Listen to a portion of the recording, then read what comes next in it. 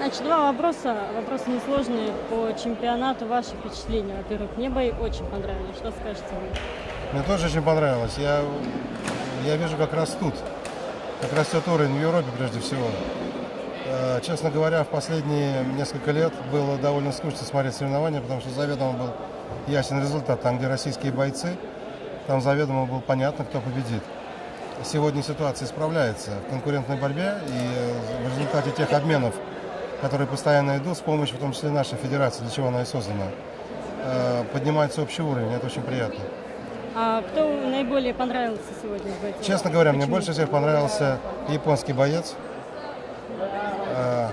Он очень молодой, ему 19 лет. Я ему решил дать приз за лучшую технику, это было мое решение. Потому что он действительно выдающийся боец с точки зрения, он еще не очень физически сильный, что его подвело. Но он очень хорошо видит противника, очень хорошо видит ситуацию, легко двигается, легко бьет, постоянно прерывал атаки встречными ударами, которые попадали.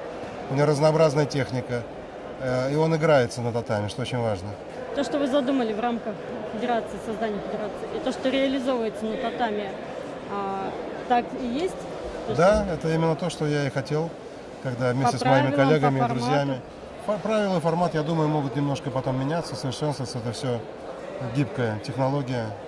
Но то, что мы хотели, чтобы выдающиеся спортсмены разных стран имели возможность выступать, независимо от тех направлений школ внутри контактного карате, которым они занимаются, обмениваться опытом, встречаться, получать денежные призы за это и совершенствоваться в своем стиле, в своем мастерстве, независимо, еще раз, от тех школ, в которых они воспитывались, создать такую универсальную площадку для профессионалов.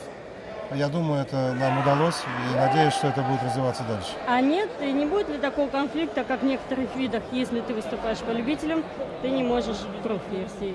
Я думаю, что если удалось избежать олимпийскому движению, то в нашем маленьком относительно размеров МОК стиле единоборств тоже это я не думаю, что это является проблемой.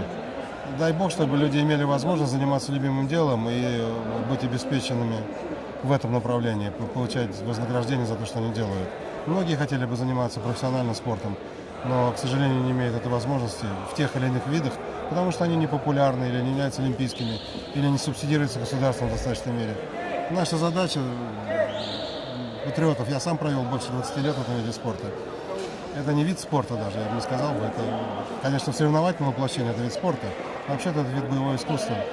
И я знаю, что как тяжело было нам заниматься, как тяжело было заниматься всем остальным, потому что мы все это делали за свои деньги. Когда появляется группа людей, ширящаяся группа людей, организации людей, которые хотят помочь ребятам специализироваться в этом деле, я думаю, что это очень хорошо.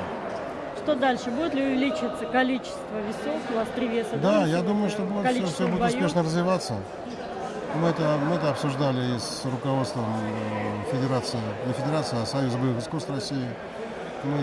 Я считаю, что мы являемся интегральной частью. Это, наоборот, некая соединяющая площадка, а не конкурентная. Мы не стремимся никакому первенству или иерархии. Мы, кстати, хотим предоставить возможность для профессионалов совершенствоваться и получать за это какие-то средства. Как мне более понятно, вы некая версия ВАКа. Вот есть в кикбоксинге, есть в тайском боксе, а вы вот что-то хотите подобное. Мы что-то подобное, но свое делаем. Наша задача, там так или иначе, есть рекламные цели, еще какие-то. Конечно. У нас это я не думаю, что это большая перспектива в этом направлении.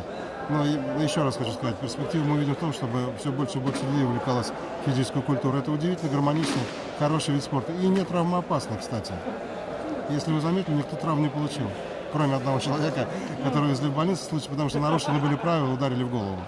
Ну, в общем-то, травмы безопасны. Все участники чемпионата радуются. И, думаю, сегодня сценарий будет отвечать. Спасибо большое.